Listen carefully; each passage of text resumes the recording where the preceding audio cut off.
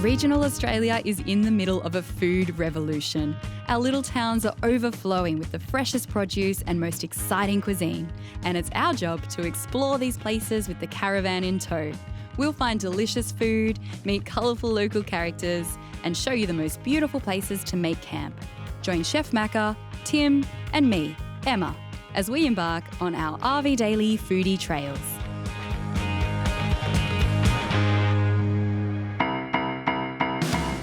This week we've hitched up the easy trails and have our sights set on Queensland. Tim and I will make some friends with underwater creatures. Chef Macca will taste some of the most succulent seafood the Queensland coast has to offer. It's just sensational. And we'll all celebrate with a happy hour party in a truly magnificent location. It really doesn't get any better than this. Our Foodie Trails expedition begins at the hidden gem of 1770, before venturing south to iconic Bundaberg and finishing up in the storybook town of Childers. I'm pretty excited about this one, boys. Heading into 1770, which is the gateway to the Southern Great Barrier Reef. Yeah, I'm excited as well as a little trepidatious because of the snorkeling we're going to be doing. Well, I'm an old hand when it comes to the Great Barrier Reef, Tim, so I'll keep you safe. Don't you worry, buddy. First up, we roll into 1770, a tiny, picturesque town surrounded on three sides by stunning coastline. This town was originally known as Round Hill after the creek it sits on, but the name was changed in 1970 to commemorate the bicentennial of Captain Cook's visit. He made his second Australian landing on this very peninsula in May of 1770, and today we're making our own landing, setting up camp in the idyllic 1770 camping ground, which just so happens to be mere metres from the ocean. We're here at 1770 camping ground. It's absolutely spectacular. Now, it's not a free camp. We were looking for a free camp in this area, and there are tons around and they all offer something, but this place just had something a little bit extra, so we thought we'd spend a couple of quid, and look what we ended up with. It's absolutely fantastic. We've got the easy trails and the rams back right up to the water, and a couple of hundred years ago, a certain Pom came this way, giving the town its name, and this Pom and his crew thought they'd weigh anchor here too. That's what we're going to do. But we won't be weighing anchor for too long, because Tim and I have a very important date with the world's largest coral reef. 1770 is the gateway to the Great Barrier Reef, so Tim and I are hitting the high seas with the 1770 Great Barrier Reef Eco Tour. First up, we jump aboard a glass-bottomed boat, where we spot loads of tropical fish, turtles, and different types of coral as they whiz by beneath us. Next, we take a little stroll through Lady Musgrave Island. Lady Musgrave Island is the only single K island situated on the Leeward Reef Flat, with a whopping 1,192 hectares of surrounding reef. One of the things you notice when you approach Lady Musgrave Island is that it's quite a flat island, and that's because it's a coral cay. So the whole thing is actually made of broken down coral. It's just super fine coral, and that's why it's different colours. There's some orange colours in there. It's really kind of coarse, so it's quite different to regular sand. As well as being a turtle breeding site, there are an enormous number of birds on this island. White-capped noddy terns nest in abundance in the Personia trees, and if you're lucky enough, you might just receive a little present from one of the birds. I've been shat on from not too great a height, actually. It's quite warm. Sauce on your foodie trail? Where is it? It's just kind of generally sprayed upon your person and your face. And your back and your front, really. Good job, bird. So we decide to hose Tim down by donning our finest snorkel gear and getting up close and personal with this magical UNESCO World Heritage Site.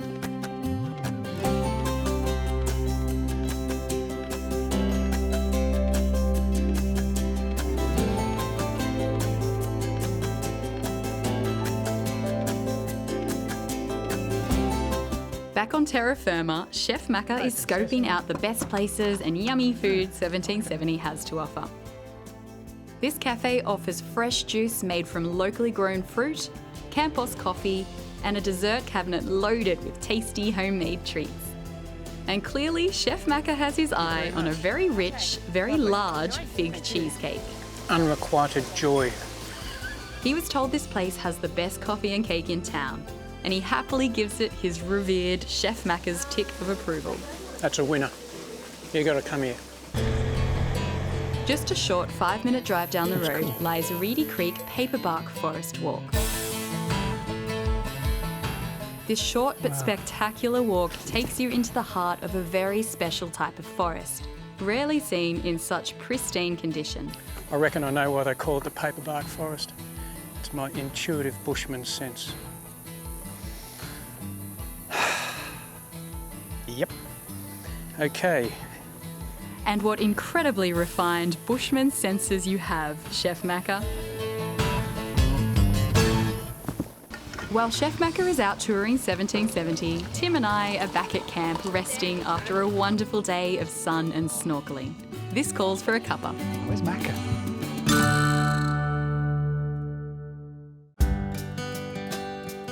In the morning, as we all prepare to tear ourselves away from this slice of heaven, Tim shares his handy tips on where best to place your solar panels. Now, wherever you park your van, you want to be comfortable. If you park in the shade, you're out of the sun.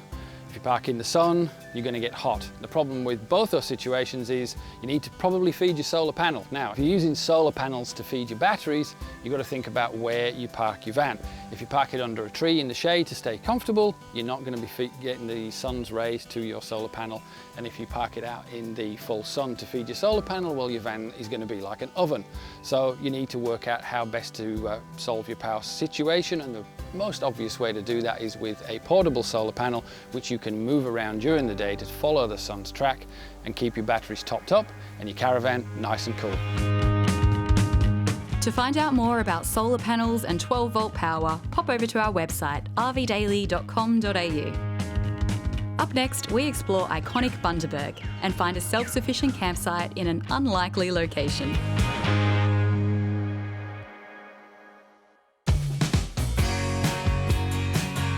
The boys and I are heading south to the bustling town of Bundaberg. This thriving enclave is nestled right between the coast and fertile farming land. And today, we've decided to stay at the Bucker Hotel, which is a short 20-minute drive outside Bundy. This place is not just your average country-style pub. They have friendly service, plenty of doggos, and on the weekends, live music. And most importantly, out the back they have a large grassy campsite, perfect for our caravans.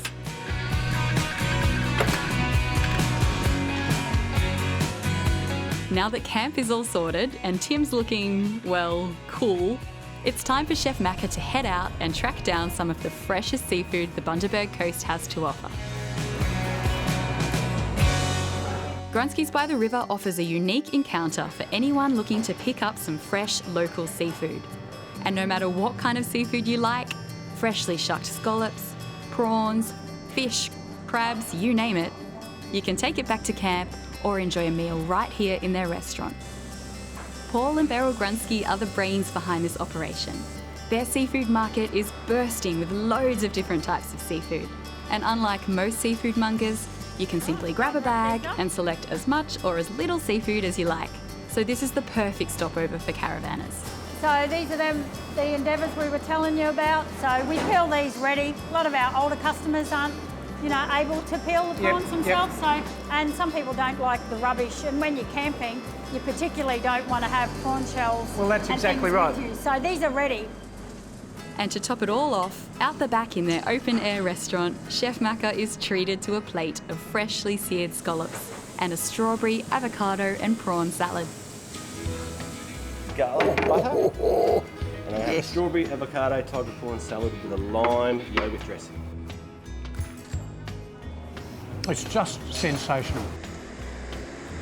On the other side of town, I'm meeting with Susie Clark, who runs Bundy Food Tours. Passionfruit on arrival. It's one of my favourite fruits actually, passionfruit.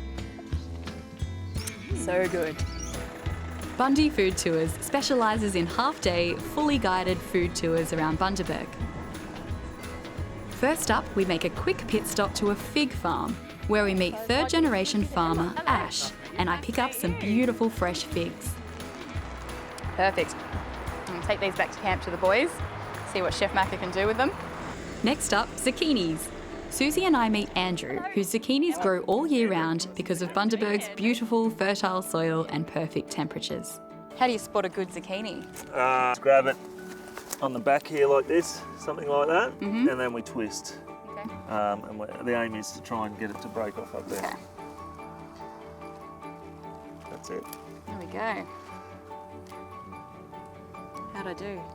Not that great. Not so good. If at first you don't succeed, try again. Same result. I don't know. You can't master everything, but not bad for a second attempt. Okay, so picking zucchinis isn't my thing. Stuff 'em with flowers. Perhaps I'll be better at picking zucchini flowers? Oops, I haven't done a very good job there. I'm fired, I think. Pretty flower though. And for our final stop, we visit the lovely Tina at her strawberry and passionfruit farm. Oh, yes. It can take about 50 days for a passionfruit to turn from a flower into a delicious fruit. But apparently that's not always the case. But the passion fruit decide for themselves. Okay, why is that? Maybe they're female. They're strong-minded. I can respect that, you know? Yeah. They're like, if we're going to hang around all year round. Yeah. And to finish the day, we indulge in some of Tina's freshly picked, freshly made ice cream. Back at camp, and Chef Macca is whipping up a zingy seafood entree dish using scallops from Grunski's and my expertly picked zucchinis. First, he does his prep.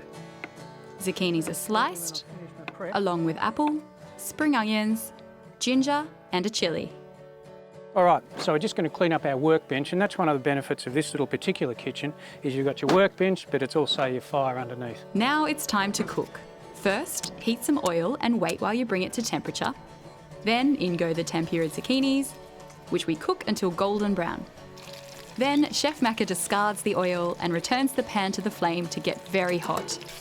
He then pops in his beautiful fresh scallops. Seared scallops are placed on sliced apple, a piece of fresh chilli on top, spring A onions, few of these on there. fried zucchinis are added for crunch, and hey presto, And have a look at that. Simple ingredients, cooked really quickly. I can't wait. And while I'm still gallivanting around farm gates, for the boys, the seafood feast continues as they chow into a few prawns in my absence. I've never tried this before, so here's a first. What's this, an endeavour? Yes, it is. Ooh. From around Cooktown. Ooh, What do you reckon? that's a bit special. Oh, what is that? Very well made, Tim. It's just... In the morning, we're ready to hit the road again. But before we get started, Tim has a handy tip about water tanks. Water's vitally important at camp, incredibly useful. But a really important question that people ask all the time is, should I travel with my water tanks empty or my water tanks full? And because 1 litre of water equates to roughly 1 kilo, it's important where you put it. So, ideally, water tanks should be around the axle area. All caravans, they differ, so they could be further forward, further back, but the important thing to remember is that it also affects possibly tow ball weight and the handling of your caravan, and the only way you're ever going to find out how that works is by experimentation on your particular van. The final point to remember is, where are you going on your holiday? If you're going to a caravan park, you may want to travel with your tanks empty because there'll be water when you get there. If you're going free camping, probably a good idea to fill up before you leave so you know you've got water guaranteed when you arrive. Wherever you travel in the country, it does pay to plan ahead. Lots of areas of the country are often doing it tough. So if you rock up asking for 100 or 200 litres of water, you may be met with stony looks, or you may be left with empty tanks. Coming up next, we land in Curious Childers, where Chef Macca tries to make a new friend. And we all celebrate with a stupendous happy hour.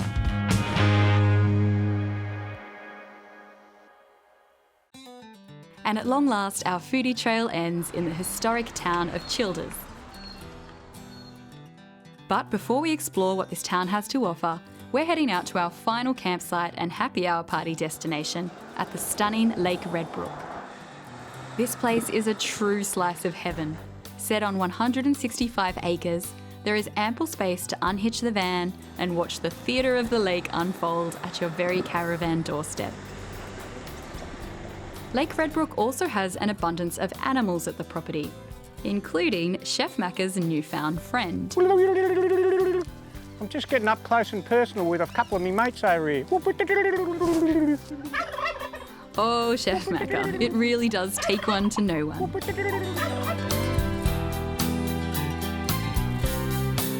Now we're off to set up camp in a very special location for our happy hour party.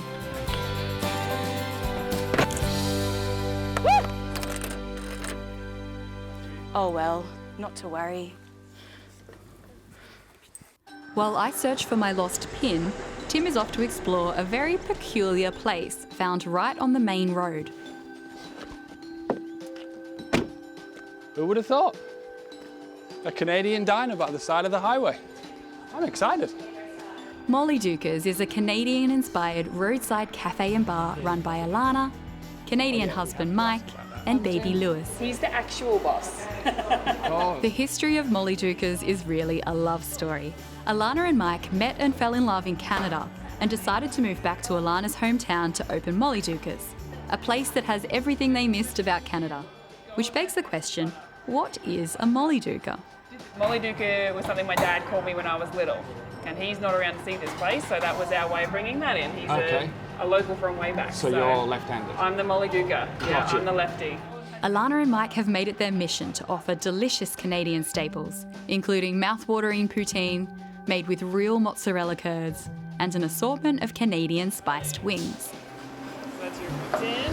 Oh, I call him Vladimir. Are you going to tell me a best way to eat this, or just dig in? Right in. We're talking about these foods as a comfort food, as a sort of a warming for your insides on sort of cold, temperate days. How does that translate to the Australian climate? What we didn't expect was all the Aussies that love it. When people stop in, they have nothing but great things to say about Canada, and they come in and when they order their poutine, they'll tell you the story about their favourite holiday or that their kid lives there.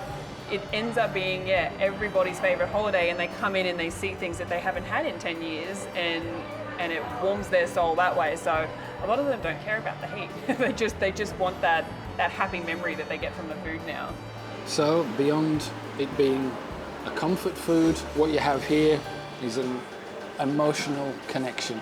And that's what this food is creating, and that's what it's doing for me right now. And on that level, it's an absolute winner.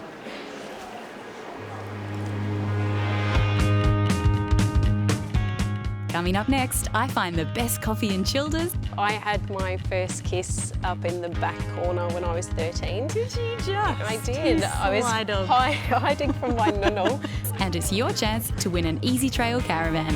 Cheers.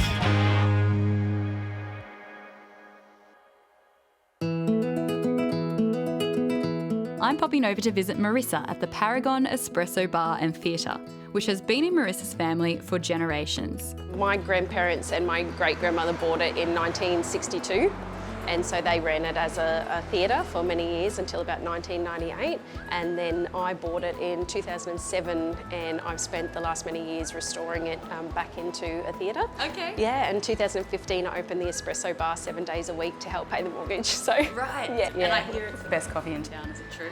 I can back that up, yeah. She's probably a little bit biased. 2-year-old twins, 6-year-old, 7-day-a-week business, live here, the coffee's good, trust me. Man, it's what I survive on, yeah. This place is a true treasure trove of wonders.